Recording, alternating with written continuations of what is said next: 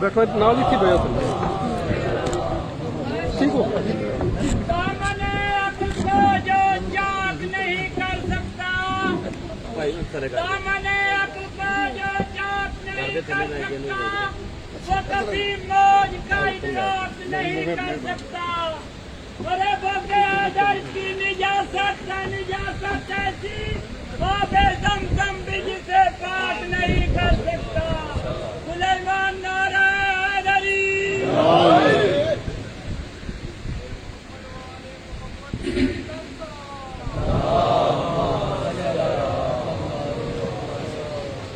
أعوذ بالله السميع العليم من الشيطان اللعين الرجيم بسم الله الرحمن الرحيم الحمد لله المعروف من غير رؤية والخالق من غير ربية الذي لم يزل قائما دائما إذ لا سماء ذات أبراج ولا ليل داج ولا بحر ساجن ولا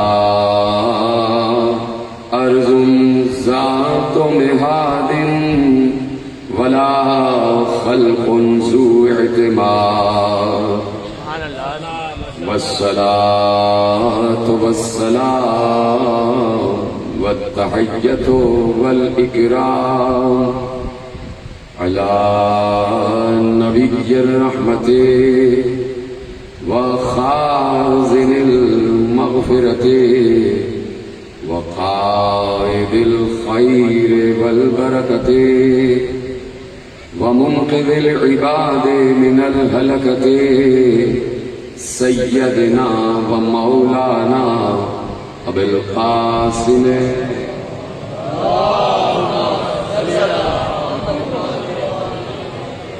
وأهل بيته الطيبين الطاهرين المعصومين المظلومين المنتخبين المنتجبين الذين أذهب الله عنهم الرجس وطهرهم تطهيرا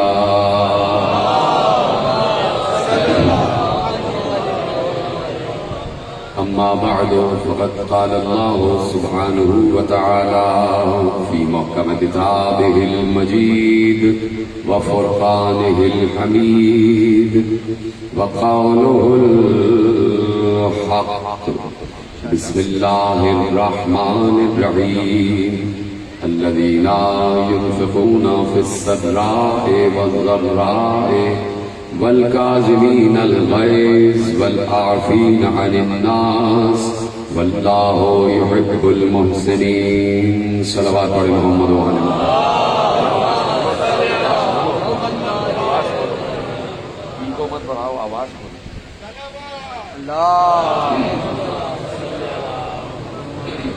بلند آواز سے صلوات پڑھیں محمد وعلى محمد. 1443 ہجری کے اشرۂ ماہ اعضا کی مرکزی باغ بارگاہ روبی گھاٹ فیصل آباد میں آج چوتھی مجلس منعقد ہے. موضوع گفتگو پروردگار کے کرم سے عظمت و اوصاف امام موسی کاظم علیہ السلام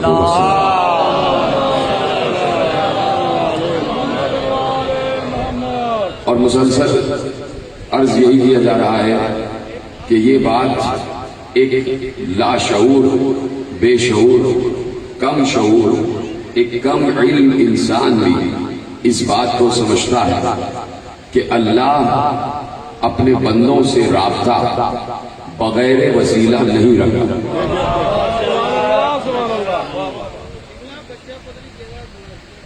اچھا اعلان کریں نا، اور اعلان کریں آپ اعلان.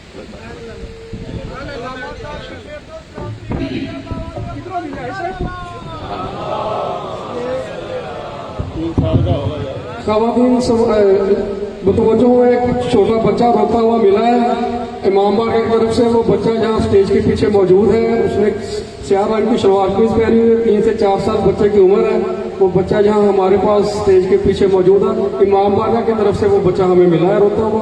وہ اسٹیج کے پیچھے اگر کسی کا وہ بچہ ہے تو جہاں اسٹیج کے پیچھے سے کھڑے جائے. ادھر یہ مائک والے کے پاس بتا دیں.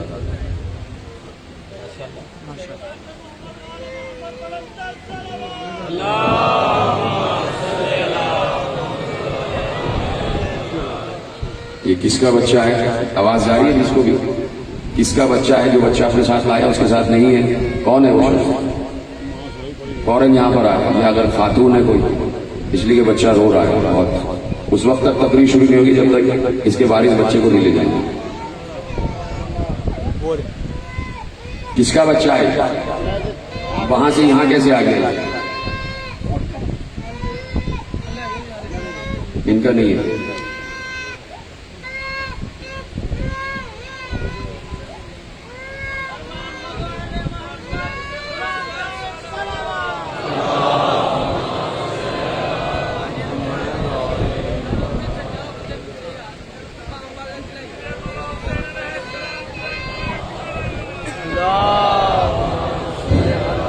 جہاں سے یوتھ رینک کا اگر کوئی کارکن یہاں ہمارے نزدیک کھڑا ہے تو ان سے التماس ہے کہ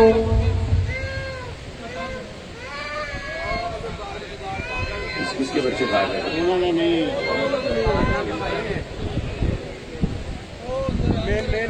بھیجو ان کو، جس کا بچہ ہے وہ یہاں آ دیکھ لیں کس کا یہ بچہ ہے.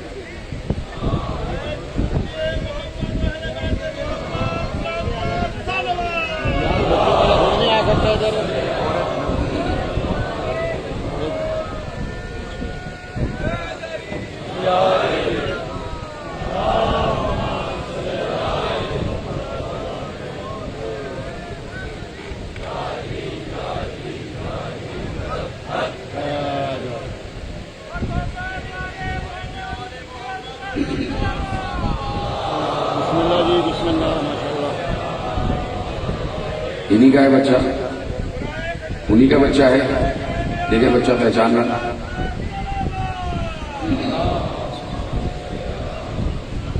صلوات پڑھے بابا بلند محمد.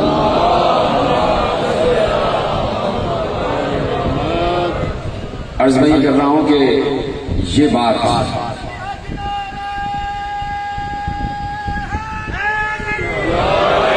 ایک عام شعور رکھنے والا، ایک کم علم رکھنے والا مسلمان اگر ہے، کیونکہ مسلمان کے لیے ضروری ہے کہ کم از کم شعور تو رکھے، کم از کم علم تو رکھے، کم از کم غور و فکر کی صلاحیت تو رکھے. تو یہ ایک عام مسلمان یہ بات اچھی طرح جانتا ہے کہ اللہ نے کبھی بھی اپنے بندوں سے رابطہ بغیر وسیلہ انبیاء نہیں رکھا. یعنی اللہ کی یہ سنت رہی ہے کہ جب بھی وہ اپنے بندوں سے رابطہ کرنا چاہتا ہے تو براہ راست رابطہ نہیں کرتا، بلکہ انبیاء کے ذریعے رابطہ کرتا ہے. کبھی آدم سے کہتا ہے کہ تم انہیں جا کے بتاؤ کہ لا الہ الا اللہ ہے. کبھی نوح سے کہتا ہے کہ تم انہیں جا کے بتاؤ کہ بت پرستی نہ کریں. کبھی ابراہیم سے کہتا ہے کہ تم اس مخلوق کو جا کے بتاؤ کہ اللہ ہے. کبھی موسیٰ سے کہتا ہے کہ اس مخلوق کو جا کے بتاؤ کہ فرعون خدا نہیں ہے. کبھی عیسیٰ سے کہتا ہے کہ اس مخلوق کو جا کے بتاؤ کہ اللہ کا کوئی بیٹا نہیں ہے. تو اللہ کی یہ سنت ہے کہ اللہ نے ہمیشہ جب بھی اپنے بندوں سے رابطہ رکھا ہے براہ راست نہیں رکھا، ہمیشہ کسی نہ کسی حجت کے تحت رکھا ہے. تو اگر آج یا تو یہ مانو کہ اللہ کا رابطہ ختم ہو چکا ہے، اور اگر رابطہ مانتے ہو تو یہ بھی مانو کوئی حجت آج بھی ہے.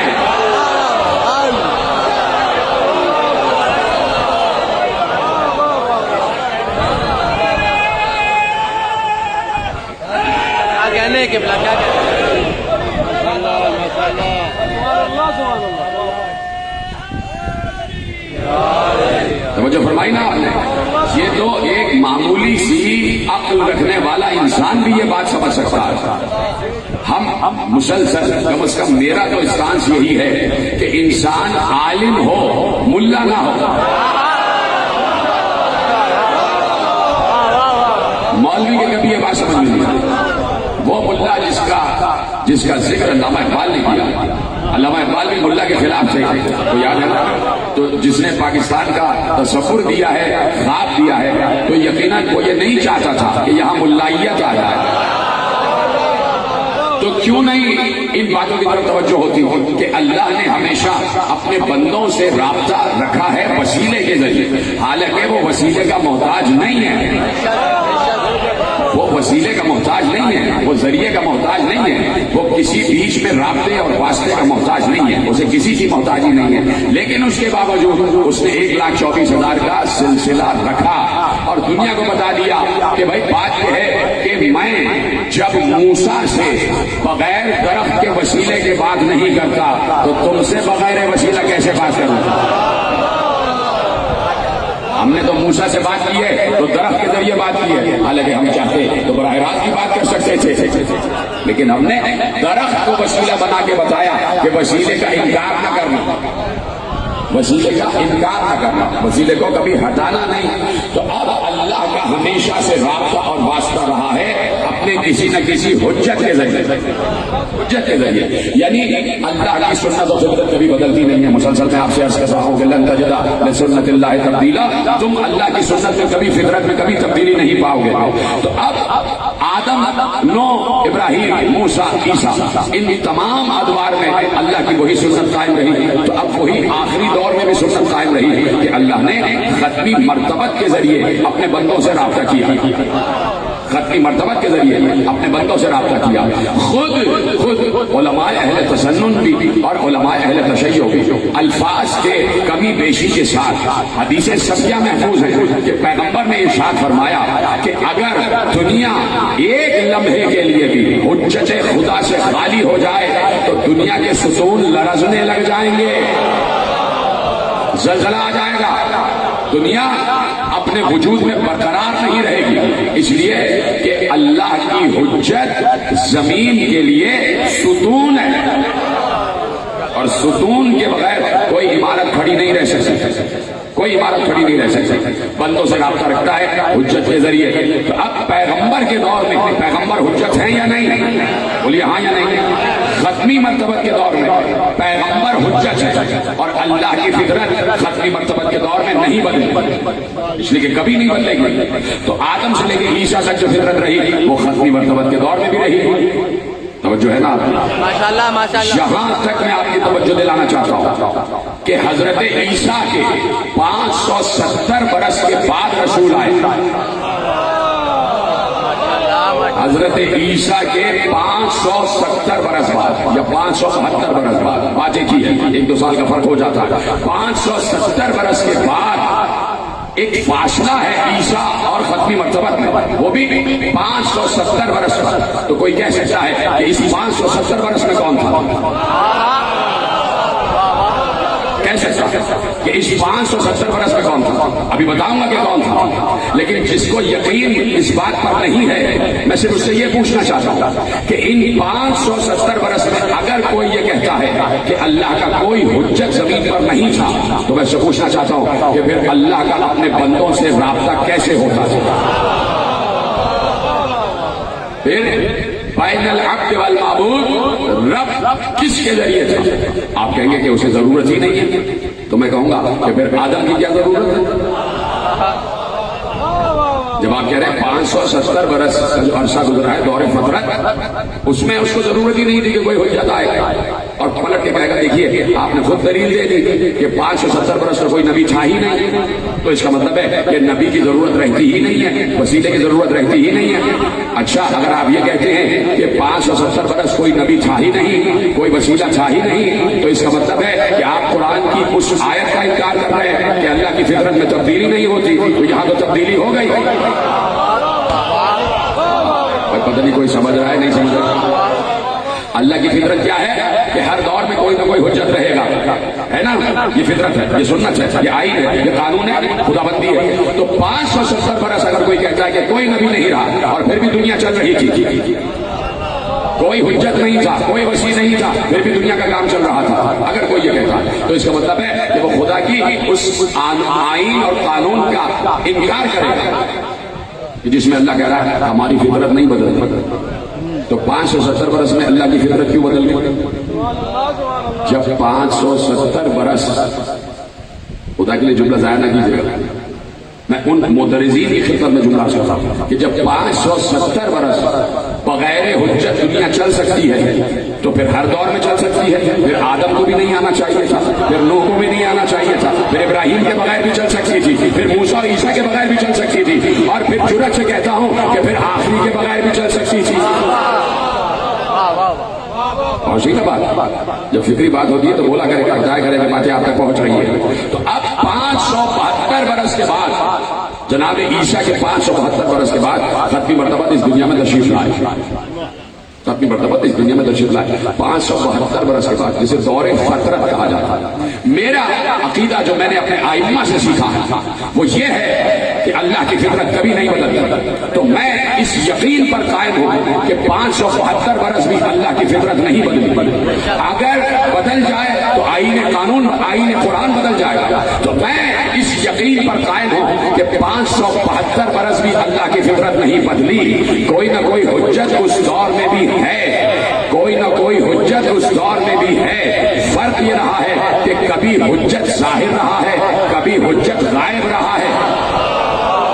یہ طرح سلامت رہے آپ، کبھی حجت ظاہر رہا ہے، کبھی حجت غائب رہا ہے۔ خود میرے مولا موسی کاظم علیہ السلام نے ارشاد فرمایا کہ اللہ کی دو حجتیں ہیں، ایک حجت ظاہر اور ایک حجت غائب، ایک حجت ظاہر اور ایک حجت غائب۔ کا حجت ظاہر وہ ہے جو دکھائی دے رہے ہیں، اور حجت غائب وہ ہے کہ اللہ کبھی نہ کبھی کسی نہ کسی دور میں کوئی نہ کوئی حجت رکھتا ہے۔ تو اب 572 برس ایک دور فطرت گزرا ہے۔ میں پھر جملہ دوہرا رہا ہوں کہ میرے معصوم اماموں نے جو طریقہ بتایا ہے اور جو فطرت بتائی ہے، میں اس یقین پر قائم ہوں کہ 572 برس میں بھی یقیناً کوئی نہ کوئی حجت رہا ہے۔ میں صرف ایک حجت کی طرف اشارہ کر دیتا ہوں، آپ خود سمجھ لیجئے گا کہ وہ حجتیں کون کون رہی ہیں۔ ایک بار میرے ساتھ امام موسی کاظم علیہ السلام سے کسی نے عرض کی کہ مولا یہ بتائیے، مولا یہ بتائیے، اور میں پہلا لفظ کہوں گا آپ پہنچ جائیں گے، مولا یہ بتائیے کہ حضرت ابو طالب پیغمبر پر بھی حجت تھے، پیغمبر پر بھی حجت تھے؟ کہا نہیں، پیغمبر پر حجت تو نہیں تھے، پیغمبر پر حجت تو نہیں تھے۔ کہا پھر کیا تھے؟ کہا وہ عیسیٰ کے اوصیاء میں سے تھے، جب انہوں نے تمام انبیاء کے تبرکات محمد کے حوالے کر دیے، اللہ نے انہیں اپنے پاس بلا لیا۔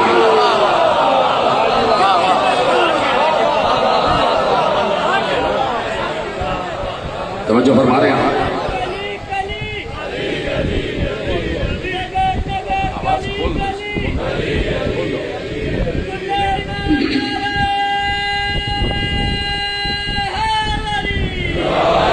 توجہ ہے نا؟ صحیح ہے، بالکل ایسے پہلے دن بھی ایسے نہیں، پتہ نہیں تم کو کون کہتا ہے کہ بھائی آواز خراب کرو تاکہ تقریر خراب ہو، کون سازش کر رہا ہے؟ صلوات پڑھے محمد وعلی محمد۔ میری طرف متوجہ ہے نا؟ تو اللہ کی فطرت نہیں بدلتی۔ دور رسول میں خود رسول حجت ہے، دور رسول میں خود رسول حجت ہے۔ اب جو تم نے آواز کی ہے، مجھے یقین ہے جتنے کیمرے لگے ہیں، جتنے لوگ لاکھوں لوگ سن رہے ہیں، ان کو لفظ سمجھ ہی میں نہیں آ رہا ہوگا، اس لیے ای کو بہت زیادہ ہو رہا ہے۔ ٹھیک ہے، اب جیسا بھی ہے سن لیجیے گا، ٹھیک ہے، میرے ساتھ رہیے گا، اس لیے کہ جب اہم ترین بات ہوتی ہے تو میں اس لیے چاہتا ہوں کہ ذرا سی بھی ڈسٹربنس نہ ہو، کہ میں فکر آپ کے حوالے کر رہا ہوں، کوئی عقیدہ، کوئی نظریہ، کوئی قانون آپ کے حوالے کر رہا ہوں، میری طرف متوجہ رہے گا، آگے پیچھے دائیں بائیں سب میری طرف دیکھتے رہیے۔ تو اللہ کی فطرت نہیں بدلتی، دور رسول میں رسول حجت، بولے ساتھ میرے، بولے دور رسول میں رسول حجت، اور رسول کے ذریعے سے اللہ اپنے بندوں کے اعمال قبول کرتا۔ دیکھیے میں کیوں کہہ رہا ہوں کہ حجت کا وجود ضروری ہے، اس لیے کہ وہاں سے جب کچھ یہاں آئے گا تو حجت کے ذریعے آئے گا، اور یہاں سے جب وہاں جائے گا تو حجت کے ذریعے جائے گا۔ آپ چپ ہو گئے. جب آپ چپ ہوتے ہیں تو مجھے رکنا پڑتا ہے اور پھر ذرا سا اور زیادہ صرف ہو جاتا ہے. وہاں سے یعنی آسمانوں سے، عرش خداوندی سے، حضور قدرت سے جو بندوں کی طرف آئے گا تو بیچ میں وسیلہ ہے. اے آدم، اے نوح، اے موسیٰ، اے عیسیٰ، ابراہیم، اے حجت، تم پہنچاؤ. اور یہاں سے بندوں کی طرف سے جو اللہ کی طرف جائے گا وہ بھی اسی وسیلے سے جائے گا، چاہے وہ بندوں کی نماز ہی کیوں نہ ہو، چاہے وہ بندوں کی عبادتیں ہی کیوں نہ ہو. یہ عبادتیں بھی حجت کے ہی ذریعے جاتی ہیں. توجہ فرما رہے ہیں. ضروری ہے کہ وسیلہ بیچ میں رہے. عام انسان تو عام انسان. رسول سے کسی یہودی نے آ کے پوچھا کہ یہ جو آپ کے چاہنے والے کہتے ہیں کہ آپ ہر نبی سے افضل ہیں، تو آپ کو اپنی فضیلت بتائیے. پیغمبر نے فضیلت بیان کرنا شروع کی اور اتنے ذہین مند لوگ بیٹھے ہوئے ہیں کہ میں ایک فضیلت بیان کروں گا، آپ ساری فضیلتیں خود بخود جوڑ دیں گے. ہے نا تیار؟ کہا کہ آپ کے چاہنے والے کہتے ہیں آپ ہر نبی سے افضل ہیں، تو یہ بتائیے کہ آپ کی افضلیت کیا ہے، آپ میں کون سی ایسی خصوصیت اور صفت ہے کہ آپ کو ہر نبی سے افضل قرار دیتی ہے. پیغمبر نے مسکرا کے کہا آدم سے عیسیٰ تک سب سے میں افضل. کہا کیسے؟ کہ آدم کی توبہ قبول نہ ہوتی اگر میرا اور میرے اہل بیت کا وسیلہ نہ کرتے. اب جوڑ لیجیے نا سارے جملے. کہ نوح کی کشتی غرق ہونے والی تھی اگر میرا اور میرے اہل بیت کا وسیلہ نہ اختیار کرتے. ابراہیم آگ میں جل جاتے، موسیٰ دریا میں غرق ہو جاتے، عیسیٰ سولی پہ چڑھ جاتا. جو فرما رہے ہیں تو انبیاء تک کو وسیلے کی ضرورت رہی ہے. بڑا جملہ آپ کے حوالے کیا. انبیاء تک کو وسیلے کی ضرورت رہی ہے. تو ایک وسیلہ تو ہر دور میں رہا ہے نا، جسے محمد کہتے ہیں، جسے اہل بیت کہتے ہیں، ہر دور میں رہا ہے. تو اپنے دور میں رسول حجت، اللہ رسول کے ذریعے بندوں سے بات کر رہا. رسول چلے گئے، نبوت کا خاتمہ ہو گیا، نبی خاتم النبیین، اور سوال پھر پلٹ کے وہیں آ گیا. کیا اس کے بعد اللہ نے اپنا رابطہ بندوں سے ختم کر دیا؟ اللہ تو ہر جگہ ہر وقت موجود ہے لیکن مسلسل اپنے اصول پر قائم ہے، اپنے آئین پر قائم ہے. تو اب تلاش کرنا پڑے گا کہ نبی کے بعد وسیلہ کون. اب صرف ایک معیار رہ گیا کہ اگر نبی جاتے جاتے خاموش چلے جائیں تو اس کا مطلب ہے کہ نبی یہ بتا کے جا رہے ہیں اب جیسے چاہو زندگی گزارو، اب اللہ نے تمہاری طرف سے منہ موڑ لیا، اب وہ تم سے رابطہ نہیں رکھے گا. اگر نبی خاموش چلے جائے تو اس کا مطلب ہے کہ اب اللہ کو وسیلے کی ضرورت ہی نہیں ہے اور اللہ کا قانون بدل گیا. اور اگر نبی جاتے جاتے اپنے 1.25 لاکھ یاروں کی موجودگی میں من کنت مولا فہذا علی المولا، علی مولا،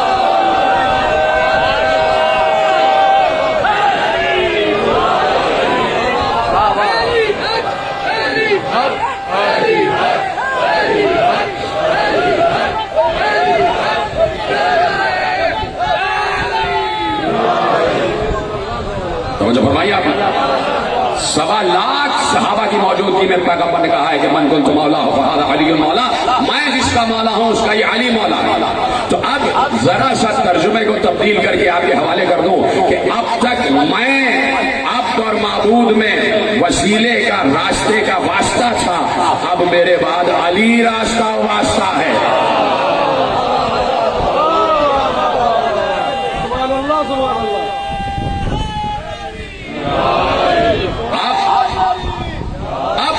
دنیا کی نگاہ علی کی طرف. جی طرح سلامت رہیں، آ گئے نا میرے ساتھ. اب پوری دنیا کی نگاہ علی کی طرف کہ اگر علی 40 ہجری سے پہلے خاموش ہو کے چلے جائیں تو اس کا مطلب ہے کہ بعد علی اللہ نے رابطہ منقطع کر دیا. اور اگر علی حسن مصطفیٰ سے یہ کہے کہ آؤ سوالات کے جوابات دو تو اس کا مطلب ہے کہ بعد علی حسن مصطفیٰ اللہ سے بندوں کے رابطے کا وسیلہ. اب پوری دنیا کی نگاہ حسن مصطفیٰ کی طرف. حسن مصطفیٰ اگر خاموش چلے جائیں تو رابطہ ختم ہے، اور جاتے جاتے جاتے حسین کے کاندھے پہ ہاتھ رکھ کے جائیں تو سمجھ لینا کہ حسن کے بعد حسین وسیلہ ہے. اب پوری دنیا کی نگاہ حسین پر. جب بات سمجھ میں آ جائے تو بولتے ہی رہا کرو. اب حسین خاموش چلے جائیں تو رابطہ ختم ہے اللہ کا. اور اگر حسین زین العابدین کے کاندھے پہ ہاتھ رکھے تو اس کا مطلب ہے اپنے دور میں زین العابدین وسیلہ ہے. اب پوری دنیا کی نگاہ زین العابدین پر. اگر زین العابدین خاموش چلے جائیں تو اس کا مطلب ہے کہ اللہ کا رابطہ ختم ہو گیا. اب زین العابدین نے ایک بار کاندھے پہ ہاتھ رکھا محمد باقر کے, تو اب محمد باقر اللہ کی طرف سے وسیلہ. اب پوری دنیا کی نگاہ محمد باقر پر. اگر محمد باقر خاموش چلے جائے تو اس کا مطلب ہے اللہ کا رابطہ ختم ہو گیا. لیکن جاتے جاتے محمد باقر نے جعفر صادق کے کاندھے پہ ہاتھ رکھا تو اب دنیا سمجھ گئی کہ اللہ کا وسیلہ جعفر صادق ہے. اب اگر جعفر صادق خاموش چلے جائیں تو رابطہ ختم ہو چکا ہے. لیکن ایک بار جعفر صادق نے کہا وہ جھولے میں موسی کاظم سو رہا ہے.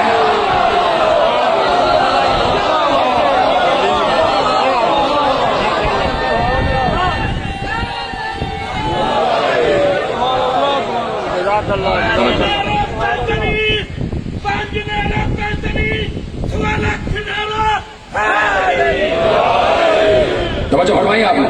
تو اب اپنے دور میں امام کاظم اللہ اور بندے کے رابطے کا وسیلہ. اب وہاں سے کوئی پیغام آئے گا تو اس موسیٰ کے ذریعے, کیا سن رہے ہیں آپ, اور یہاں سے نمازیں جائیں گی تو اس موسیٰ کے ذریعے. بیچ میں وسیلہ ہے یہ حجت جسے اللہ نے حجت قرار دیا. کل تمام تفصیلات اور صاحب امامت بیان کر چکا, سب کو ذہن میں رکھیے گا. اب موسی کاظم اپنے دور میں ربط بین العبد والمعبود, عبد و معبود کے درمیان رابطے کا وسیلہ موسی کاظم عبد و معبود میں رابطے کا وسیلہ. صلوات پڑھیں محمد و آل محمد. 5 منٹ, صرف 5 منٹ. نعرہ حیدری. مومنین, جیسا کہ بات ہو رہی ہے وسیلے اور حوالہ کے تعلق سے, تو آپ بھی عزاداری سید و شہداء کی ترویج کے لیے ہمارے لیے وسیلہ ہے. جب آپ ہماری امداد کرتے ہیں, جب ہم آپ کے لیے آپ سے چندہ کی اپیل کرتے ہیں, آپ کے سامنے جولی پھیلاتے ہیں, تو آپ اس سلسلہ میں ہماری بات پر تعاون فرماتے ہیں. ہمارے کارکنان جن کے پاس سبز جولیاں ہیں وہ چند لمحوں کے لیے آپ کے درمیان تشریف لائیں گے. تو آپ سے صدا ہے کہ آپ عزاداری سید الشہداء کے لیے ہم سے تعاون فرمائیں, تاکہ عزاداری کا یہ سلسلہ جو کہ آپ ہی کے تعاون سے چلتا ہے اور انشاءاللہ تا قیامت چلتا رہے گا. اور مومنات سے بھی میری درخواست ہوگی کہ ان کے درمیان بھی ہماری کارکنان ہیں, میری مومنات سے بھی درخواست ہوگی کہ وہ ہم سے تعاون فرمائیں. جلدی جلدی یہ امور جلدی سے سمیٹ دیجیے, مجھے بھی بہت یہ امور سمیٹنا ہے.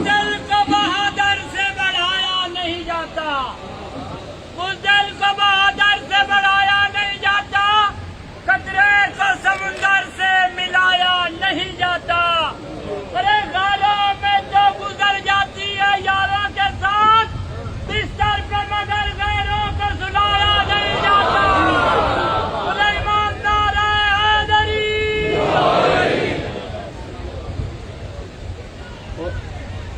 یا علی یا علی یا علی مدد حق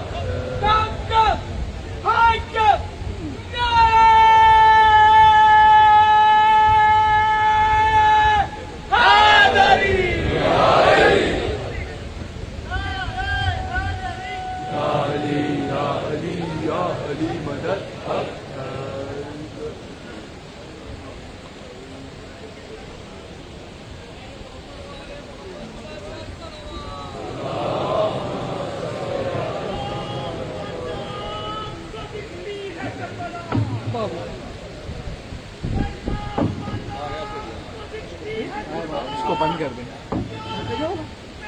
یہ والا مائک بند کریں, مائک یہ بند, آواز آتی ہے بیچ میں کچھ سے آ رہی ہے, وہ کھلا ہوا ہے.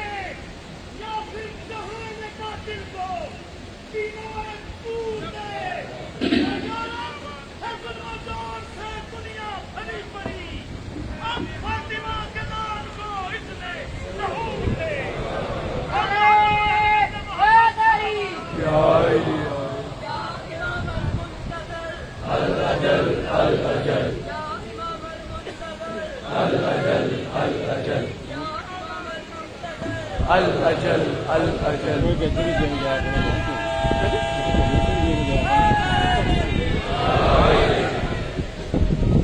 دیکھنا ذرا جی خود لے رہے نا وہ دے رہے ہیں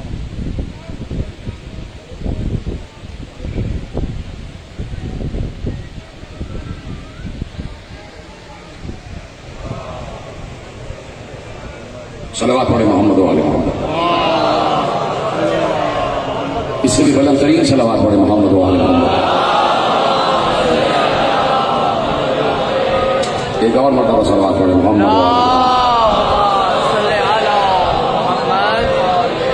توجہ ہے بات شروع کی جائے آگے بڑھائی جائے وہیں سے لوگوں کو آگے بڑھے گی اور تیزی سے گزرنا ہے اور آپ کو ساتھ میرا تیزی سے دینا ہے جتنی تیزی سے میں بول رہا ہوں اتنی تیزی سے آپ وہاں بتاتے جائیں کہ جملے آپ تک پہنچ رہے ہیں اپنے دور میں موشی کاظم ربط بین الحق والمعبود کا وسیلہ یہاں سے جو جائے گا موشی کاظم کے ذریعے جائے گا وہاں سے جو آئے گا موشی کاظم کے ذریعے آئے گا بہت بڑا نام ہے عالم اہل سنت کا اور بہت بڑے عالم اہل سنت ہے جار اللہ زمخشری ان کی کتاب ربیع الابرار یہ بہت بڑا حوالہ ہے میں کہہ رہا ہوں جب بہت بڑا حوالہ ہے تو بہت بڑا حوالہ ہے جا کے کسی سے بھی پوچھیے گا جار اللہ زمخشری کتاب ہے ربیع الابرار اس میں پیغمبر کی ایک حدیث انہوں نے لکھی ہے اجازت ہے کہ حدیث پیش کی جائے جیسے پیش کی جائے گی ویسے ہی سنیں گے ایک بار پیغمبر نے اصحاب کو مخاطب کر کے کہا بار بار جب کہتا ہوں اصحاب کو مخاطب کر کے کہا تو جملے کی فورس پر غور کیا کریں اس لیے کہ ہم میں سے کوئی وہاں موجود نہیں تھا پیغمبر نے اپنے دوستوں کو اپنے چاہنے والوں کو شم رسالت کے پروانوں کو اصحاب کرام کو مخاطب کر کے کہا اور کیا مخاطب کر کے کہا مخاطب کر کے کہا کسی پانچ کا تذکرہ کر رہے تھے تو مخاطب کر کے کہا ہؤلاء الذین امر اللہ بمودتہم یہ وہ لوگ ہیں کہ جن کی مودت کا اللہ نے حکم دیا ہے اصحاب وطن گوش ہو گئے کن لوگوں کے بارے میں بات کر رہے ہیں دوبارہ حدیث دوہرا رہا ہوں ہؤلاء الذین امر اللہ بمودتہم یہ وہ لوگ ہیں جن کی مودت کا اللہ نے حکم دیا ہے کون کون کہا فاطمہ و علی والحسن والحسین فاطمہ علی حسن حسین آگے بڑی حدیث کہا فاطمہ بہجت قلبی و علی قرۃ عینی والحسن والحسین ثمرۃ فؤادی کہا فاطمہ میرا ٹکڑا ہے علی میری آنکھوں کی ٹھنڈک ہے حسن اور حسین نبوت کے درخت کا پھل ہیں کے سامنے پیغمبر گفتگو کر رہے ہیں اور حدیث ابھی کامل نہیں ہوئی حدیث آگے بڑھ رہی ہے آگے حدیث بڑھی کہا والائمۃ من صلب الحسین ومناء ربی وحبلہ الممدود بین الناس وبین ربی سنیں گے ترجمہ کہا اور حسین کی صلب میں آنے والے 9 امام اللہ کے پیغام کے امانت دار ہیں کے پیغام کے امانت دار ہیں اور اب وہ جملہ جو جار اللہ زمخشری نے ربیع الابرار میں لکھا جس کے لیے زحمت دی کہا کہ والائمۃ من صلب الحسین ومناء ربی ہاں حسین کی نسل میں آنے والے 9 امام اللہ کے تمام پیغامات کے امانت دار ہیں وحبلہ الممدود وحبلہ الممدود وحبلہ الممدود قرآن کی آیت ہے واعتصموا بحبل روکا ہے میں نے جملہ روکا ہے واعتصموا بحبل اللہ جمیعا ولا تفرقوا واعتصموا بحبل اللہ جمیعا بحبل اللہ جمیعا ولا تفرقوا کہا اللہ کی رسی کو مضبوطی سے تھامو اور اگر اللہ کی رسی کو مضبوطی سے تھام لیا تو تم فرقوں میں نہیں بٹو گے یعنی فرقوں میں تقسیم نہ ہونے کا سب سے بڑا طریقہ یہ ہے کہ اللہ کی رسی کو تھام لو جب اللہ کی رسی کو تھامو گے تو فرقوں میں نہیں بچو گے اب پیغمبر اصحاب سے مخاطب ہو کے کہہ رہے ہیں والائمۃ من صلب الحسین ومناء ربی حسین کی نسل میں آنے والے 9 امام اللہ کے پیغام کے امانت دار ہیں وحبلہ الممدود اور یہ سارے کے سارے امام اللہ کی مضبوط رسی ہے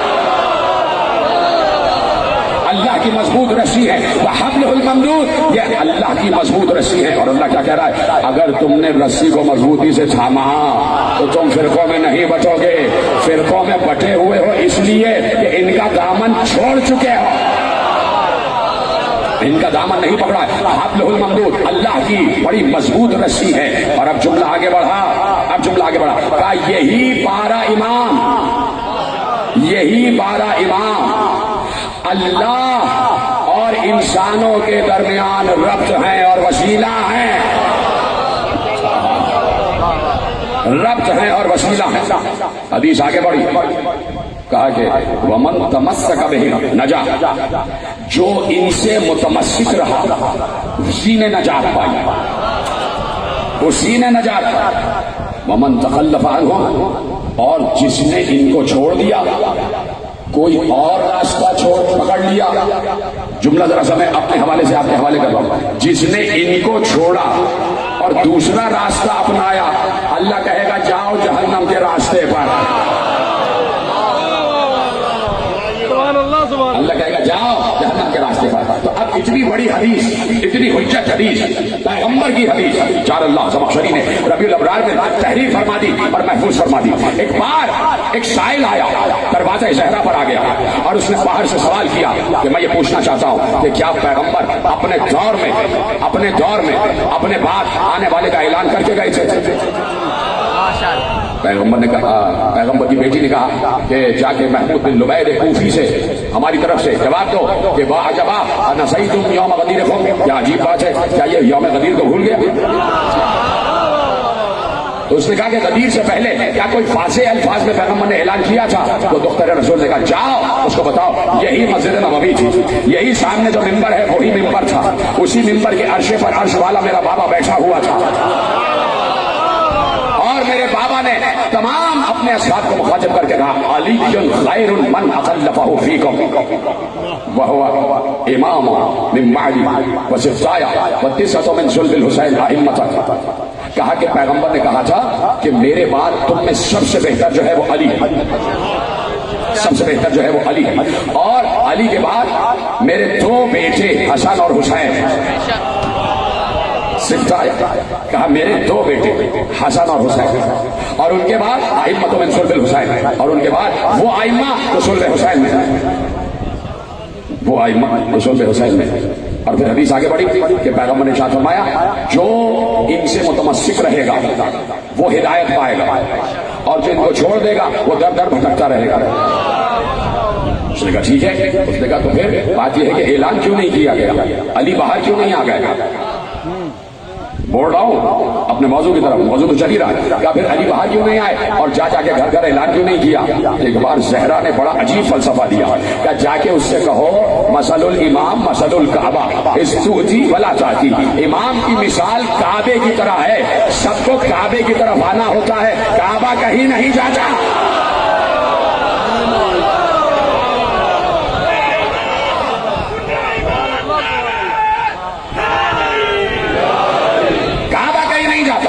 سب کو کعبے کی طرف آنا، یعنی جسے ہدایت چاہیے وہ منار ہدایت کی طرف چل کے آئے۔ مینار تو نظر آتا ہے نا بھائی، جو سمجھ گیا اس کو میرا سلام ہے۔ مینارہ ہدایت نظر آتا ہے نا، جب ہدایت کا مینارہ نظر آ گیا تو اب خود جانا ہے، کیسے جانا ہے؟ تو بہت سے کلمہ گویوں کو یہ بات سمجھ میں نہیں آئی، لیکن بہت سے غیر کلمہ کو بات سمجھ میں آ گئی۔ ایک بہت بڑا مورخ امام موسی کاظم کا چاہنے والا عرض کرتا ہے، اور نام ہے اس کا یعقوب بن جعفر بن ابراہیم، وہ کہتا ہے کہ میں اپنے ساتھ میں امام کے ساتھ مقام عریش پر تھا، ایسے میں ایک راہب آ گیا امام سے ملنے کے لیے۔ تیزی سے جا رہا ہوں اس لیے وقت میرے پاس قابل ہوتا جا رہا ہے، اور میرا ساتھ دیتے رہیے گا، آخری آدمی تک ہاتھ اٹھا کے بتاتے رہیے گا جملے آپ تک پہنچ رہے ہیں۔ میں مقام عریش پر تھا اپنے ساتھ امام کے ساتھ کہ ایسے میں ایک عیسائی راہب آ گیا امام سے ملنے کے لیے، اجازت چاہیے، امام نے اجازت دے دی، آیا آگے کہتا ہے کہ میں بہت دنوں سے 30 برس ہو گئے کہ میں تلاش میں تھا کہ کوئی ایسا عالم کامل مل جائے کہ جو میری رہنمائی کرے حق و صداقت کی طرف۔ میں مسلسل مناجات کرتا تھا کہ ایک بار میں نے خواب میں دیکھا کہ کوئی مجھ سے کہہ رہا ہے کہ شام کی بلندیوں پر جاؤ، وہاں پہ ایک عالم رہتا ہے، اس کے پاس جاؤ، تمہارے مسئلے کا حل اسی کے پاس۔ اب امام سے بتا رہا ہے اپنا سفر، کہا کہ میں شام کی بلندیوں پر دمشق کے پہاڑوں پر پہنچا، وہاں پہ ایک عالم توریت مطران نام اس کا وہ رہ رہا تھا، میں اس کے پاس گیا، میں نے کہا کہ مجھے خواب میں آپ کی طرف بشارت دی گئی ہے، میں چاہتا ہوں کہ آپ حق و صداقت کی طرف میری رہنمائی کریں۔ کہا سنو، اب وہ عالم توریت کا عالم وہ کہتا ہے، وہ عالم انجیل کا عالم عیسائی وہ یہ کہتا ہے، مطران اس کا نام، وہ یہ کہتا ہے کہ سنو میں انجیل کا اس وقت سب سے بڑا عالم ہوں، اس وقت میں اللہ کی کتاب انجیل کا سب سے بڑا عالم ہوں، لیکن روئے عرش پر کوئی ایک ایسا بھی ہے جو مجھ سے بھی بڑا عالم ہے، جو مجھ मुझसे भी बड़ा आलिम है, जो मुझसे भी बड़ा आलिम है। का सुनो, अगर इंजील और तमाम सहाबाए आसमानी उसकी मारिफत चाहते हो, इंजील के तमाम गोशों की मारिफत चाहते हो, मैं बैठा हुआ। उसने कहा, इस राहिब ने कहा कि मैंने उस मतरान से कहा कि मैं इंजील का मुतालिया भी कर चुका हूँ, मज़ामीर दाऊद का मुतालिया भी कर चुका हूँ, मैं तौरात के असफारे अरबा का भी मुतालिया कर चुका हूँ, मैंने कुरान की आयतों का भी मुतालिया किया है, मुझे बताइए कि अब क्या है। सुनो, अगर इंजील के तमाम मामलात की रहनुमाई चाहते हो तो इंजील का सबसे बड़ा आलिम मैं हूं, और अगर तौरात के तमाम असफार की रहनुमाई चाहते हो तो इस वक्त तौरात का सबसे बड़ा आलिम है बिने शराजील सामरी, जाओ उससे इल्म तौरात सीखो। बोल गई बात। तीसरा जुमला ये कहता है कि अगर इंजील, तौरात, मज़ामीर दाऊद, सहीफे हूद, जितने अंबिया पर सहीफे उतरे तमाम सहीफों का इल्म, और जो कुछ खबर खैर आसमानों से उतरती है, अगर इन सब का इल्म चाहिए तो सफर करते हुए मदीने पहुंच जाओ। सफर करते हुए मदीने पहुंच जाओ, वहां सबसे बड़ा आलिम रह रहा है।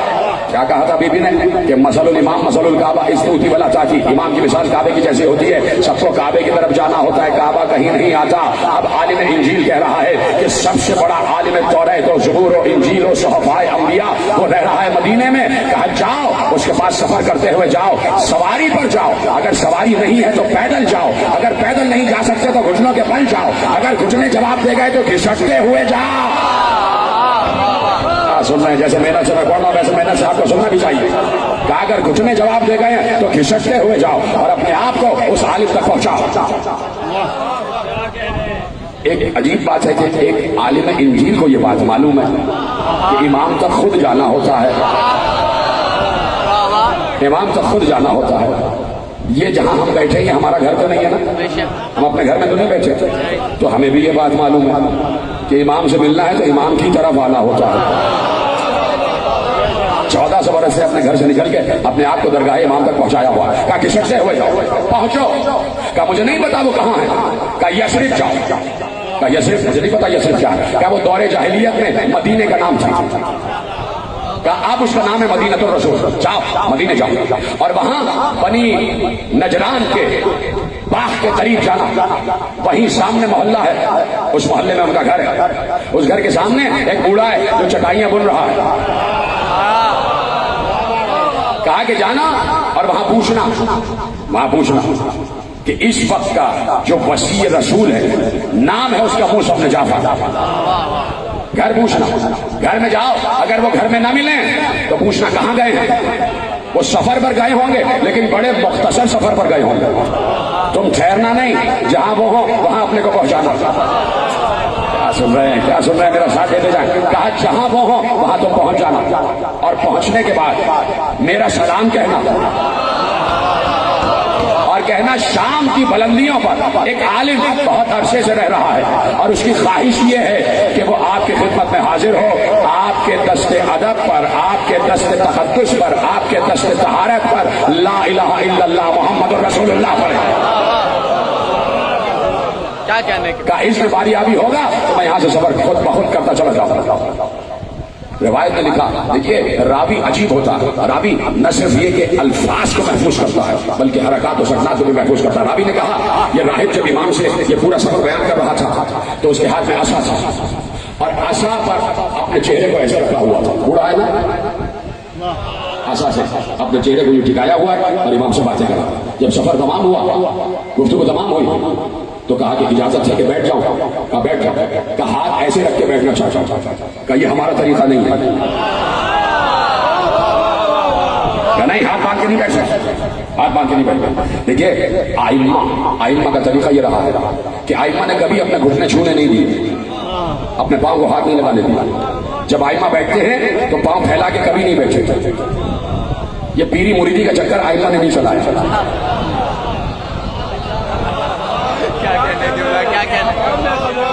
ये शादी है, ये पीर साहब हैं, ये फलाने हैं, ये फलाने हैं, पांव छुए जा रहे हैं। जब आइम्मा इतने बड़े हैं اور ائمہ نے کہا کہ ایسا ہمارے ساتھ نہ کرنا، اس لیے کہ آج تم پاؤں چھو رہے ہو، کل سجدہ کرنے لگ جاؤ گے۔ اور آج ہم نے کچھ مناظر انٹرنیٹ پہ دیکھے ہیں کہ کچھ شاہ صاحبان کے قدموں پہ سجدے ہو رہے ہیں۔ شرم نہیں آتی ایسے شاہ صاحبان کو؟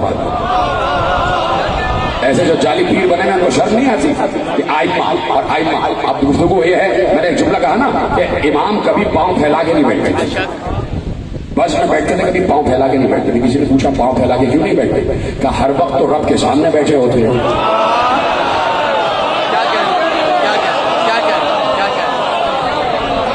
یہ ہے، اس طرح رب کو محسوس کرو، اس طرح رب کو محسوس کرو۔ اس وقت بھی تو اللہ ہمارے ساتھ ہے، تو جس وقت کوئی شاہ صاحب اپنے پاؤں چھوا رہے ہوتے ہیں تو کیا اللہ ان کو نہیں دیکھ رہا ہوتا؟ توجہ فرمائی آپ نے؟ تو کہا نہیں، بیٹھ جاؤ اور ہاتھوں کو ہٹا لو، ہاتھ نہیں باندھو۔ اس نے کہا کہ میرے استاد نے جہاں سے میں آ رہا ہوں اس کے پیغام کا آپ نے جواب نہیں دیا، اس نے سلام بھیجا ہے۔ کہا اگر اللہ نے اس کی ہدایت کر دی ہے تو اس پر سلام۔ اللہ نے اگر اس کی ہدایت کر دی ہے تو اس پر سلام۔ بات چیت شروع ہو گئی۔ کہا کہ تم اپنے دور کے عالم ہو، تم صحفائے انبیاء کا علم رکھتے ہو؟ کہا جی، کما ہو تھوڑا بہت۔ یہی حقیقت ہے، عالم کے سامنے جہل کا اعتراف کرنا ہی سب سے بڑا علم ہے۔ عالم کے سامنے اپنی لا علمی کا اعتراف کرنا ہی علم ہے۔ تو کہا اچھا یہ بتاؤ کہ جناب مریم کی والدہ کا کیا نام تھا؟ عالم طورے سے، عالم انجیل سے پوچھا جا رہا ہے کہ حضرت مریم کی والدہ کا کیا نام تھا؟ اور یہ بھی بتا دو کہ جناب مریم کے وجود میں روح عیسیٰ کس دن پھونکی گئی؟ کیا ختم کر دوں بات؟ میں مسلسل کہہ رہا ہوں کہ میرا موضوع ساتویں امام ہے، اور اس وقت یہ تصور کرو کہ ساتویں امام کے دور ہی میں رہ رہے ہیں۔ تھوڑا سا یہ تصور کر لو کہ ہر دور کا ہادی، ہر دور کا محمد ہی ہوتا ہے، تو سمجھ لو کہ اس دور کے محمد نہیں، اس دور کے محمد کے دور میں جی رہے ہو، تو اب کیسے ان کا ذکر سننا ہے یہ تم جانا اور تمہاری محبت و معرفت جانے۔ کہا کہ کس دن وجود مریم میں روح عیسیٰ پھونکی گئی اور کس دن عیسیٰ کی ولادت ہوئی؟ اس نے سر جھکا کے کہا میں نہیں جانتا۔ یہیں سے اس نے اعلان کر دیا کہ میں نہیں جانتا کا مطلب یہ ہے کہ میں حجت نہیں ہوں۔ سلامت رہے آپ۔ کیا کہنے جو یہ کہہ دیتا ہے کہ میں حجت نہیں ہوں، جو یہ کہہ دیتا ہے کہ میں نہیں جانتا، وہ یہ کہہ دیتا ہے کہ میں حجت نہیں ہوں۔ اور جب وہ یہ کہتا ہے کہ میں حجت نہیں ہوں تو اس کا مطلب ہے کہ وہ اعتراف کرتا ہے کہ میں سربراہی کے بھی قابل نہیں ہوں۔ تو اس نے تو ایک مرتبہ کہا کہ میں نہیں جانتا، کسی نے تو 70 مرتبہ کہا تھا کہ اگر علی نہ ہوتے۔ ٹھیک ہے، تو اس نے اعلان کر دیا کہ میں حجت نہیں ہوں، اس لیے کہ میں نہیں جانتا۔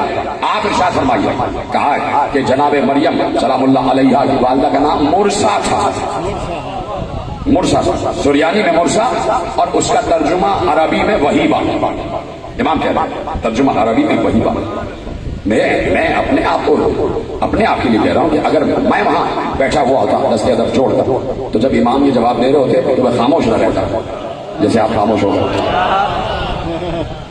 کہا کہ مریم کی والدہ کا نام مرسا، جس کا عربی میں ترجمہ وہیبہ۔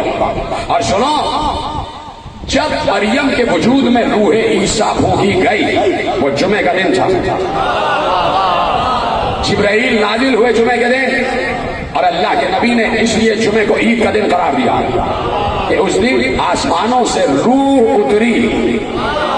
ہائے ہائے ہائے ہائے، یعنی جس دن آسمان سے روح اترے وہ دن عید کا دن ہوتا ہے۔ تبھی 3 شعبان بھی عید ہے، 15 رمضان بھی عید ہے۔ توجہ فرمائی، کہا وہ دن عید کا دن ہے۔ اور جناب مریم کا بیٹا عیسیٰ منگل کے دن پیدا ہوا۔ جمعہ روح ہو گئی، ہفتہ اتوار پیر، 3 دن بعد کا منگل کے دن عیسیٰ کی ولادت ہوئی، جب 4:30 پہر دن کا چڑھ چکا تھا۔ جب دن کے 4:30 پہر چڑھ چکے تھے، زوال کے بعد جناب عیسیٰ کی ولادت ہوئی۔ اور بتا کیا تجھے معلوم ہے کہ عیسیٰ کی ولادت کس جگہ ہوئی؟ کہا مجھے نہیں معلوم۔ کہا فرات کے کنارے۔ کیا کہنا کا فرات کے کنارے. اسی لیے شط فرات کو ناصریہ بھی کہا جاتا ہے. اسی ناصریہ کی وجہ سے عیسائی نصرانی کہلاتے ہیں کہ وہاں پر جناب عیسیٰ کی ولادت ہوئی. کہا کہ فرات کے کنارے عیسیٰ کی ولادت ہوئی. ایک بار لرس رہا تھا, اس کے رونگٹے کھڑے تھے, یہ کون سا عالم ہے کہ جہاں وہ باتیں کہ جو انجیل میں بھی پوشیدہ ہیں, جو سر انجیل ہے, وہ ایسے بیان کر رہے ہیں کہ جیسے سارے اسرار ان کے سامنے کھلے ہوئے ہیں, سارے اسرار ان کے سامنے شہود اور ظہور کی منزل پر ہیں. سر جھکا کر کہتا ہے, اچھا کیا آپ یہ بتا سکتے ہیں کہ میری ماں کا نام کیا تھا؟ کیا آپ یہ بتا سکتے ہیں کہ میری ماں کا نام کیا تھا؟ کہا تیری ماں کا نام انقالیہ تھا. کہا میری دادی کا نام معلوم؟ کہا دادی کا نام انقورہ تھا. تیری دادی کا نام انقورہ تھا. کہا کیا میرے دادا کا نام بتا سکتے ہیں؟ کہا تیرے دادا کا نام عبد المسیح تھا اور میں اس کا نام تبدیل کر کے عبداللہ رکھ رہا, اس لیے کہ مسیح کا بندہ نہیں ہوتا, اللہ کا بندہ ہوتا. تو اس نے اپنے باپ کا نام بھی پوچھ لیا, دادا کا نام بھی پوچھ لیا, اور امام نے باپ کا نام بھی بتایا, دادا کا نام بھی بتایا. بات ہی ختم ہو گئی. امام نے کہا تیرے باپ کا نام عبد السلیم اور تیرے دادا کا نام عبد المسیح. اس کا مطلب ہے کہ امام نے بتا دیا کہ جو میرے سامنے بیٹھا ہے باپ کے اعتبار سے بھی صحیح ہے, دادا کے اعتبار سے بھی صحیح ہے. تبھی تو چلتا ہوا یہاں تک پہنچا ہے. سمجھ گئے نا؟ یعنی باپ کا نام بھی ہے اور دادا کا نام بھی ہے بہت سے لوگوں کے. تو اب جو یہاں سے دور ہے وہ نجاست ہی ہے نا بھائی. ہم تو نہیں کہہ رہے, قرآن کہہ رہا ہے کہ اے اہل بیت اللہ نے تم سے نجاست کو دور کر دیا ہے. تو اگر کوئی مجہول النسب ہے تو سب سے بڑا نجس ہے. اور مجہول النسب, یہ گھر جا کے ترجمہ پڑھ لیجئے گا, مجہول النسب نجس ہوتا ہے, اور جو نجس ہوتا ہے وہ آل محمد کی معرفت حاصل کر ہی نہیں سکتا. اب سمجھ میں آیا کہ معرفت والے کم کیوں ہیں اور غیر معرفت والے اکثریت میں کیوں ہیں. تو انسان سب کچھ ہو, مجہول النسب نہ ہو, مجہول النسب نہ ہو. تو ایک ایک بات کا جواب دیتے گئے. باپ کا نام بھی بتایا, دادا کا نام بھی بتایا, اس کا خود کا نام بھی بتایا. جیسے ہی تمام سوالات کے جوابات مکمل ہوئے, ایک بار لرزتا ہوا کھڑا ہوا. اب یہ ہے ادب, لرزتے ہوئے کھڑا ہوا, آگے بڑھا, کہ اپنے ہاتھوں کو آگے بڑھا. امام نے ایسے ہاتھ آگے بڑھا, اس نے ہاتھوں کو چھوما. ہاتھوں کو چھومنے کے بعد کہا اشہد ان لا الہ الا اللہ واشہد ان محمد رسول اللہ واشہد انک حجۃ اللہ فی الارض. سلامت رہے, آخری آدمی تک میرے ساتھ ہیں, یہ پیچھے والے حضرات بھی سب میرے ساتھ ہیں. کہا میں گواہی دیتا ہوں کہ اللہ کے علاوہ کوئی معبود نہیں ہے, محمد اللہ کے رسول ہے, اور آپ اس وقت دنیا میں اللہ اور بندے کے رابطے کا وسیلہ ہیں. آپ اللہ کی حجت ہے اس وقت اس دنیا میں, اللہ کی حجت ہے. کیا کہا کہ اپنے کو پہنچاؤ امام کی طرف, اپنے کو پہنچاؤ امام کی طرف.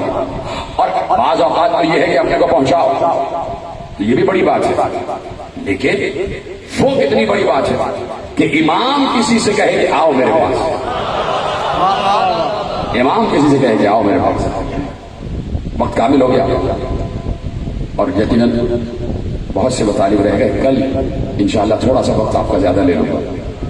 آج مجھے 2-4 کام اور بھی ہیں اور آگے بڑھنا ہے, اس لیے گفتگو کو یہاں روکتا ہوں.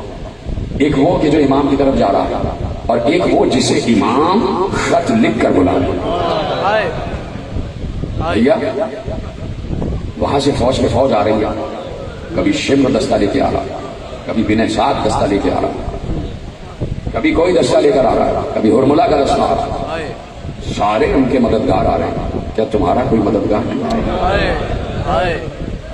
حسین نے خط لکھا, یہ خط ہے حجت زمانہ حسین ابن علی کا, مرد فقیر, رجل فقیر, حبیب ابن بظاہر کا. حبیب اتنی جلدی پہنچنا کہ ایسا نہ ہو کہ تم آؤ اور فرزند زہرا کا گلا کٹ چکا. میں کربلا آ چکا ہوں حبیب, اور میرے ساتھ میرے اہل حرم بھی. تو کتنا بڑا مرتبہ ہے جناب حبیب کا کہ حجت خدا نے بلایا, حجت خدا نے بلایا. تو ہم بھی اپنے کو باعث شرف اس لیے سمجھتے ہیں کہ ہمیں بھی حجت خدا بلاتا ہے، اور اس کے بلانے کا انداز مختلف ہے۔ وہ آواز دے کے نہیں بلاتا، وہ محرم کا چاند طلوع کر کے بلا لیتا ہے۔ افق میں محرم کا چاند طلوع ہو جاتا ہے اور ہمارے دور کا حجت ہمیں بلاتا ہے، آ جاؤ فرش ادا پر آؤ اور مجھے میرے بابا حسین کا پرسہ دو، مجھے میرے جد حسین کا پرسہ دو۔ اور آپ آ گئے حسین کا پرسہ لینے کے لیے وقت کے امام کو۔ اس دور میں جو اللہ اور بندے کا وسیلہ ہے، میرا وقت کا امام یہاں پر موجود ہے، ان کے سامنے دستے ادب جوڑ کے ممبر میں بیٹھتا ہوں، ان سے اجازت لے کر بیٹھتا ہوں۔ مولا یہ تمام محب بیٹھے ہوئے ہیں، مولا بلا تفریق مذہب و ملت بیٹھے تھے، ان میں مولا اہل سنت بھی ہیں، اہل تشیع بھی ہیں، ان میں عیسائی بھی ہیں، ان میں غیر مذہب بھی ہیں۔ مولا یہ سب اپنی اپنی جانبداری بھول کے حسین کی مجلس میں آئے ہیں، یہ سب حسین کو پرسہ دینے آئے ہیں، آپ کو پرسہ دینے آئے ہیں۔ مولا ان سب کو آپ کی ضمانت میں دے رہا ہوں، بشمول اپنے آپ کے، بشمول اپنے گھر والوں کے، ان سب کے گھر والوں کو آپ کی ضمانت و حفاظت میں دے رہا ہوں۔ میرے مولا میرا یقین ہے کہ آپ مجھے سن رہے ہیں، آپ یہاں تشریف فرما ہیں، آپ کے حوالے کر رہا ہوں سب کو۔ مولا ان سب کی حفاظت کیجیے گا، مولا ان کو ہر بلا اور وبا اور آفت ناگہانی سے، ہر عرضی اور سماوی بلا سے محفوظ رکھیے گا۔ مولا ان کے بچوں کی حفاظت کیجیے گا۔ مولا کبھی کوئی بچہ اپنی ماں سے جدا نہ ہو، کبھی کوئی بچہ اپنی ماں سے بچھڑے نہیں۔ میں نے جملہ کہہ دیا اور آپ نے سن لیا۔ پہلے تو 2 بچے مسلم کے ساتھ گئے تھے، وہ بچھڑ گئے۔ اس کے بعد 2 بچے کربلا میں اور ہیں، ایک کا نام ہے اون، ایک کا نام ہے محمد۔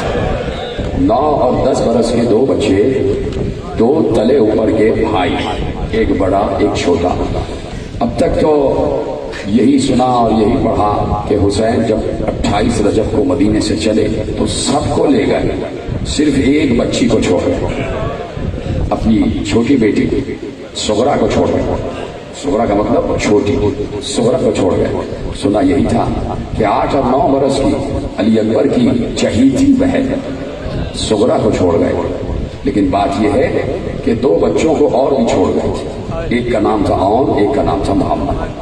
اون محمد کو بھی ساتھ نہیں لے گئے تھے، اس لیے کہ جناب عبداللہ ابن جعفر طیار آنکھوں کی بینائی بالکل ایسی تھی جیسے ختم ہو چکی ہو، بالکل دکھائی نہیں دیتا تھا۔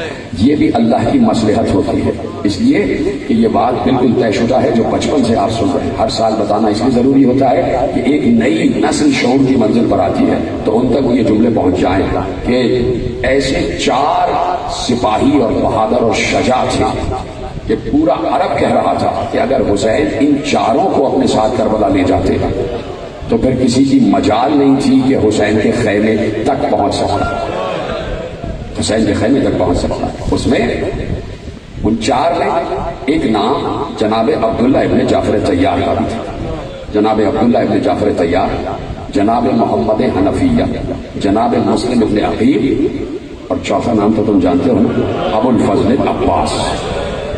حسین نے اپنی قوت کو منتشر کر دیا، حسین نے اپنی قوت کو منتشر کیا اور یہ بمشیت الہی کی مسلم کو کوفے بھیج دیا، عباس کو ساتھ رکھا، اس لیے کہ عباس مدعی امامت ہے، لذا چنا سے امامت ہے، اور صرف حسین تھے، صرف حسین۔ کائنات میں 2 ہستیاں ہیں، حسین اور شریکت الحسین، جو عباس کے جلال کو روک سکتے تھے۔ تفصیل میں 8 محرم کو پڑھوں گا۔ عبداللہ ابن جعفر طیار بمصلحت الہی آنکھوں کی بیماری میں مبتلا ہو گئے، جناب محمد حنفیہ کو راشا ہو گیا۔ یہ سب مشیت الہی کے تحت تھا تاکہ معلوم ہو اور حسین بتائیں کہ میں جنگ کے لیے نہیں آیا، میں جنگ کے لیے نہیں آیا، میں مباہلے کے لیے آیا ہوں، میرے ساتھ میرے بچے اور میرے گھر کی خواتین بھی ہیں۔ عبداللہ ابن جعفر کی آنکھوں کی بینائی تقریباً ختم ہو چکی، اون اور محمد کو اشارہ کیا بابا کے ساتھ رہا، اس لیے حکم امامت ہے، بچے رک گئے بابا کے ساتھ، قافلہ چل پڑا۔ جس وقت فہرست بنائی جا رہی تھی جانے والوں کی، یہ تو یقیناً پڑھا جاتا ہے جملہ، اور جملہ بڑا مشہور ہے، اور یہ بات بھی یاد رکھیے کچھ مسائل کی روایتیں ایسی ہیں کہ جو مشہور ہیں، جن پہ بہت زیادہ گریہ ہوتا ہے، ان کا کہیں حوالہ ہو یا نہ ہو، امام کا حکم ہے کہ ان کو پڑھا جائے، سمجھے آپ؟ یہ علماء نے ائمہ سے عکس کیا کہ کچھ روایتیں ایسی ہیں کہ اگر حوالہ ملے یا نہ ملے، لیکن روایتیں ایسی ہیں کہ ان کو پڑھا جائے۔ اسی طرح ایک روایت یہ ہے کہ حضرت عباس نے فہرست بنائی تو سب سے پہلے شریکت الحسین کا نام لکھوایا، لیکن بات یہ ہے کہ روایت یہ کہتی ہے کہ بیوی کا نام نہیں لکھوایا، حسین ابن علی نے بہن کا نام نہیں لکھوایا۔ اب سوچو بہن پر کیا گزر رہی ہو، ایک بہن علی اکبر کی اور ایک بہن حسین، نام نہیں۔ جب فہرست کی پورے ناموں کی فہرست کی خبر شریکت الحسین کے کان میں پہنچی اور کہا میرا نام نہیں، ایک بات چادر اوڑھ کے بھائی کی خدمت میں آئے، بھیا کیا آپ کو وصیت یاد نہیں کہ اماں نے کہا تھا جاتے جاتے کہ میری بیٹی جہاں میرا ماں جایا، جہاں تیرا ماں جایا حسین جائے ساتھ ساتھ جانا۔ بھیا آج آپ مدینہ چھوڑ رہے ہیں، میرا نام نہیں۔ کہا کہ بہن تمہارا نام مشیت خدا میں ہے، تمہیں جانا، تمہارے بغیر کربلا نامکمل ہے، لیکن میں بانی شریعت ہوں، میں مالک شریعت ہوں، کیا ہی اچھا ہو کہ اپنے شوہر سے اجازت لے کے آ جائے۔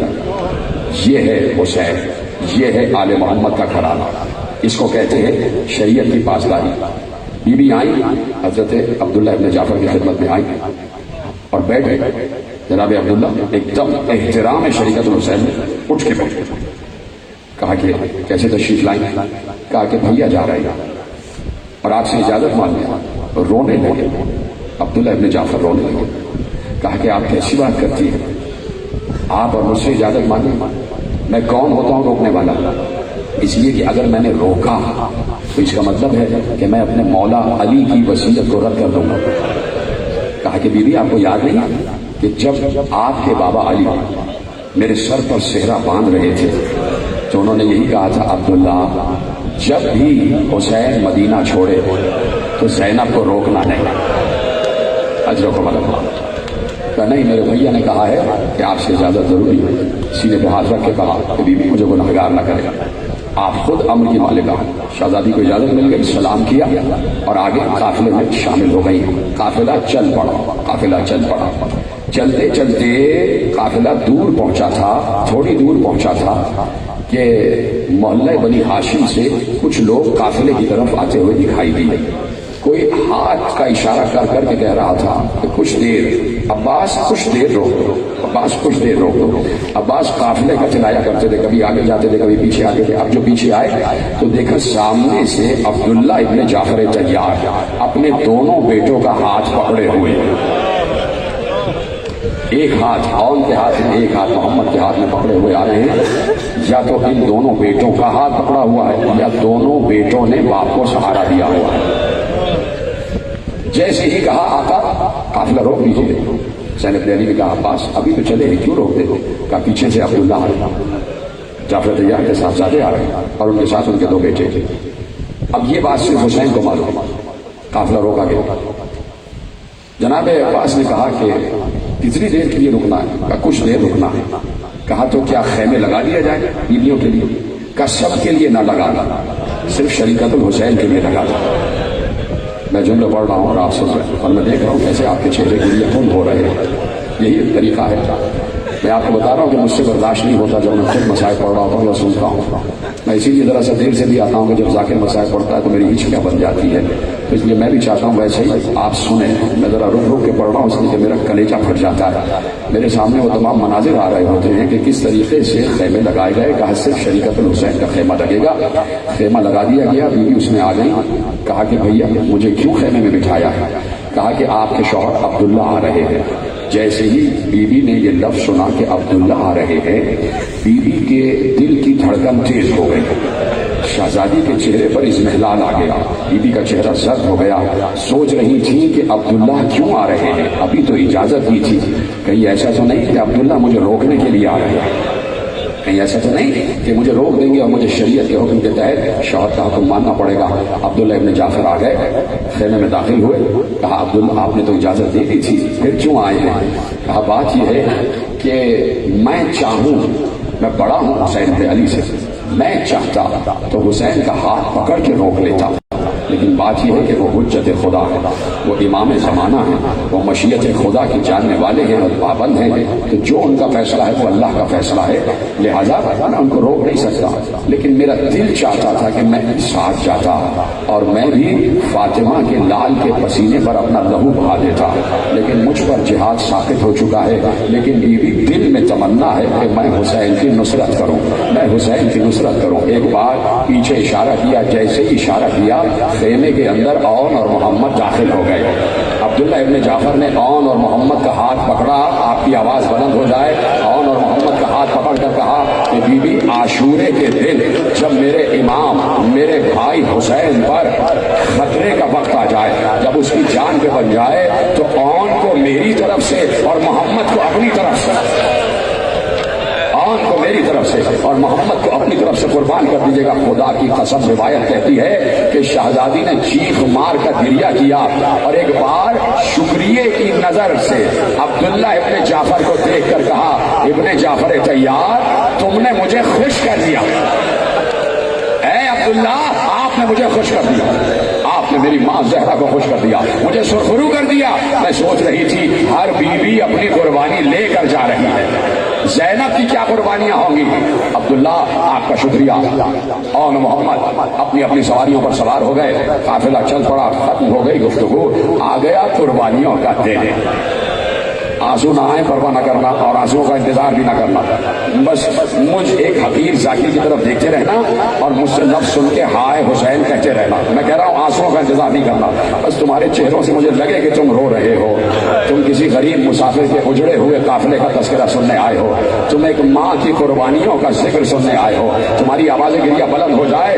ہزاروں لوگ اس وقت سن رہے ہیں اور روز صبح گریہ ہو رہا ہوتا ہے، اس کا ثواب تمہیں بھی جا رہا ہے، اس کا ثواب تمہیں بھی جا رہا ہے۔ ایک بار قربانیوں کا دن آ گیا، بار بار شریعت الحسین نے کہا، اور محمد تم کب جاؤ گے، کب قربانیاں پیش کرو گے؟ بس لپٹ کے ماں سے کہنے لگے، اماں بار جاتے ہیں اور بار ماموں اپنے سینے سے لگا کر کہتے ہیں میری بہن کی یادگار ہو، عبداللہ ابن جعفر کی یادگار ہو۔ کیسے جانے دوں؟ جب بہت دیر ہو گئی، اجازت نہ ملی، تو زینب نے سر پر چادر سنبھالی اور محمد کا ہاتھ پکڑ کے اس خیمے میں آئی جہاں حسین بیٹھے ہوئے تھے۔ جو میں چادر زہرا کا واسطہ ہے، اب جو جملہ کہنے جا رہا ہوں کوئی آدمی خاموش نہ رہے، اور اگر ہاتھوں میں قوت ہے تو سینے پہ ہاتھ مار کے جملہ سن لینا کہ اس خیمے میں اپنے دونوں بیٹوں کا ہاتھ پکڑ کے داخل ہوئی جہاں حسین خیمے کی زمین پر بیٹھے ہوئے تھے۔ جیسے ہی داخل ہوئی تو اب حسین سے کچھ نہیں کہا، دونوں بچوں کا ہاتھ پکڑ کے حسین کا طواف کرنا شروع کیا۔ ہاں ماتم کرو، حسین کا چکر لگانا شروع کیا، 1 2 3 7 چکر لگائے، اور بار حسین ایسے دیکھ کر کہتے تھے، زینب کیا کر رہی ہے، بہن کیا کر رہی ہو؟ جب 7واں طواف مکمل ہوا تو زینب نے رک کر کہا، بھیا میں نے اماں سے سنا تھا جب کوئی مصیبت آتی ہے تو صدقہ دیا جاتا ہے، مصیبت رد ہو جاتی ہے، بھیا تم پر آج مصیبت کا دن ہے، میں نے آن و محمد کو تم پر سے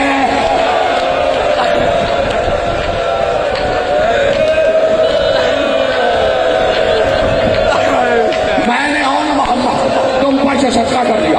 اور بھیا سننا، جملہ سننا، نوجوانوں تمہارے تو ہاتھ میں قوت ہے نا، تمہیں چادر زہرا کا واسطہ سینے پہ ایسے ہاتھ مارو کہ آواز آئے، ماتم کی آواز آئے، ماتم کی آواز آئے۔ آج اس لیے کہتا ہوں نا کہ شریعت الحسین کے بچوں کا تذکرہ ہے، اس لیے کہہ رہا ہوں کہ رو، اس لیے کہہ رہا ہوں رو، کیوں کہہ رہا ہوں پتہ ہے؟ اس لیے کہ زینب اپنے بچوں کے لاشوں پر نہیں روئی۔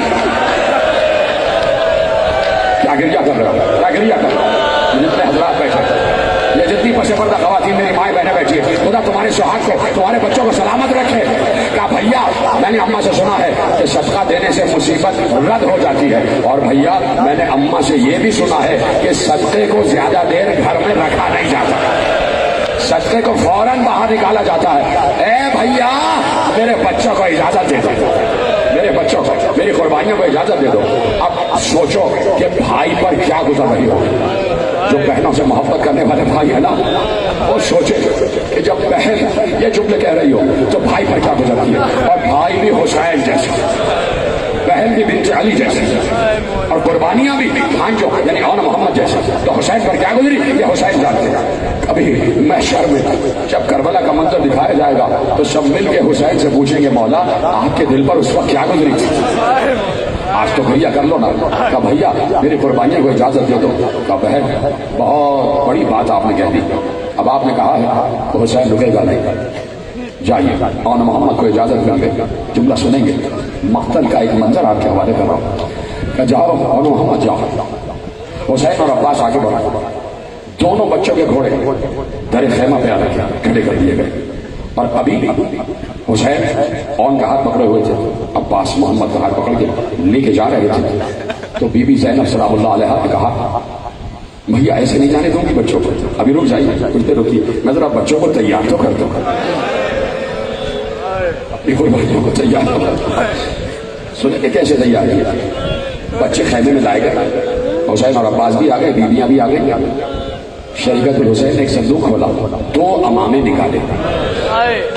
का ये अमामा जाफर तैयार का अमामा है, का दूसरा अमामा मेरे बाबा हैदर कर्रार का अमामा है। 2 बच्चों को नाना और दादा की विरासत दी और कहा बच्चों ऐसी जंग करना कि फौज शाम से अल अमान अल हफीज की आवाज आ जाए। बच्चों देखो माँ वसीयत कर रही है, नसीहत कर रही है कि मैं उससे खुश हो जाऊंगी जो उमर साथ के खेमे तक पहुंच जाए, जो उमर साथ के खेमे तक पहुंच जाए। और सुनो बच्चों, मैं उसे दूध नहीं बख्शूंगी अगर तुम दरिया तक चले गए। खबरदार दरिया का रुख न करना, खबरदार पानी को आंख उठा के न देखना। इसलिए अली असगर पे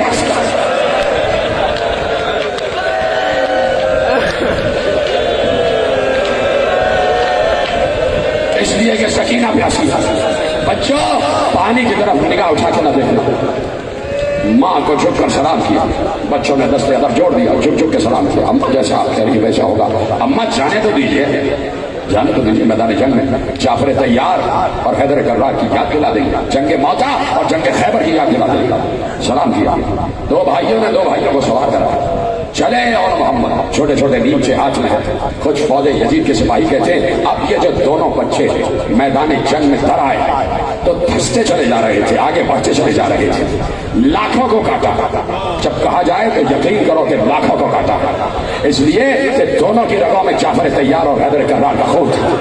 ज़ैनब रातों को वसीयत नहीं, लोरी जो सुनाती थी ना बच्चों को, जो लोरी सुनाती थी, कभी मौता के किस्से सुनाती थी, कभी खैबर और खंदक के किस्से सुनाती थी। और इस दिन के लिए ज़ैनब ने बच्चों को तैयार किया था कि जब भाई के वक्त आए तो ऐसी यादगार जंग करना कि क़यामत तक यादगार रह जाओ। वो कहता है कि बच्चे काबू में नहीं आ रहे थे, और इधर बीबी ज़ैनब मुसलसल कहती थी फिजा खैमे के दरवाजे पर जाओ, मुझे बताओ मेरे बच्चे कहाँ तक पहुंचा था। माँ हो तो ऐसी हो, कुर्बानियां हो तो ऐसी हो, मुझे बताओ बच्चे कहाँ तक पहुंचे। बीबी फिजा एक एक लम्हे की खबर देती थी। शाहजादी बच्चे फौज में धंसते चले जा रहे हैं, शाहजादी बच्चों ने कुश्तों के पुश्ते लगा दी, जंगे मुनफरिदा जीत गए हैं, शाहजादी चारों तरफ से हमला हो रहा है और बच्चे जाफर तैयार की शान से जंग कर रहे हैं, हैदर कर्रार की शान से जंग कर रहे हैं। जब जब ज़ैनब ने सुना फौरन सजदा शुक्र में सर रख देती थी, परवरदिगार तेरा शुक्र है तूने मेरे दूध की लाज रखी, तूने हैदर और जाफर के खून की लाज रखी। अब मेरे बच्चे कहाँ हैं, अब मेरे बच्चे कहाँ हैं। कहा कि उमर साथ के खैमे तक पहुंच गया। मैं खुश हूँ, बच्चों से खुश हूँ। अब मेरे बच्चे कहाँ हैं। कहा कि दरिया की तरफ जा रहे हैं। ऐसे ही सुना दरिया की तरफ जा रहे हैं, फौरन बीबी ज़ैनब के जबीन के बल आ गया। कहा मैंने मना किया था कि दरिया की तरफ न जाना, मैंने मना किया था कि दरिया की तरफ न जाना। क्यों गए दरिया की तरफ, क्या पानी पीने जा रहे हैं। एक बार फिजा ने रोते हुए कहा पानी पीने नहीं जा रहे, उमर साथ दरिया की तरफ भाग रहा है, ये उसका पीछा करते हुए जा रहे हैं। कब तक जंग करते, खत्म करती मैंने तकरीर, पूरी जंग की तफसील मक्तल में लिखी हुई है। एक बार उमर साहब ने कहा ये बच्चे ऐसे किसी के काबू में नहीं आएंगे। तुम तो सुनते हो ना कि आखिरी वक्त में जिसके पास जो था उसने हुसैन पर हमला किया। इधर भी हमले के लिए हुक्म दिया गया कि तीर वाले तीर बरसाए, नेज़े वाले नेज़े बरसाए, तलवार वाले तलवार चलाए, पत्थर वाले पत्थर मारे। दोनों बच्चों पर चारों तरफ से फौज हमला आवर हुई। उधर औन गिरे, इधर मोहम्मद गिरे। क्या सुन रहे हैं, खत्म हो गई गुफ्तगू। औन और मोहम्मद जमीन पर गिरे। दोनों ने आवाज दी मामू आप पर सलाम, मामू आप पर सलाम। हुसैन और अब्बास ने सुना, दो भाइयों के लाशें देने पहुंचे। हुसैन ने औन को उठाया, मोहम्मद मोहम्मद को अब्बास ने उठाया। जो भाइयों के लाशें मकतल में आए, ज़ैनब के सामने लाशें रखे गए, ज़ैनब ने गिरिया नहीं किया, ज़ैनब ने सजदे में सर रख दिया। खत्म हो गई गुफ्तगू। औन मोहम्मद के लाशों पर ज़ैनब ने गिरिया नहीं किया। शाम गरीबा आ गई, ज़ैनब औन मोहम्मद पे नहीं रोई। दरबार कूफा आ गया, ज़ैनब औन मोहम्मद पे नहीं रोई। दरबार शाम आ गया, ज़ैनब औन मोहम्मद पे नहीं रोई। एक बार रिहा हो गई, औन मोहम्मद पे नहीं रोई। आ गई करबला चहलुम पर, फिर भी औन मोहम्मद पे नहीं रोई। मदीने लौट के वापस आ गई, औन मोहम्मद पे न रोई। कब्र रसूल पर आ गई, औन मोहम्मद पे न रोई। एक बार 4 दिन के बाद जैसे ही ज़ैनब अपने घर में गई, सामने औन मोहम्मद के हुजरे आए, सर से चादर फेंक कर कहा, अरे मेरे औन मोहम्मद आ जाओ, माँ आ गई।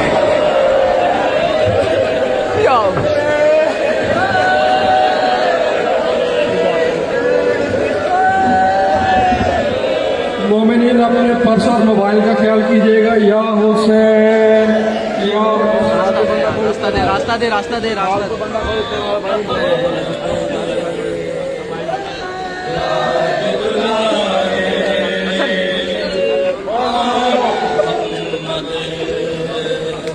रास्ता देते हैं यार, रास्ता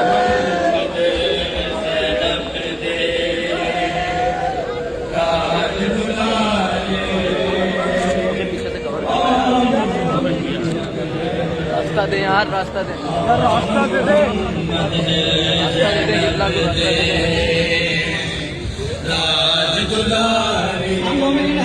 दे दे।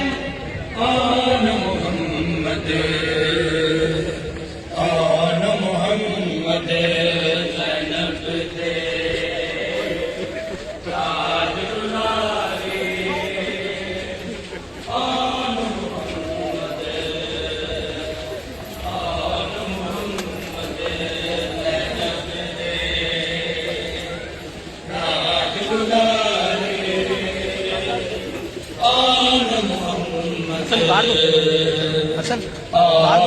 मोहम्मद ज़ैनब के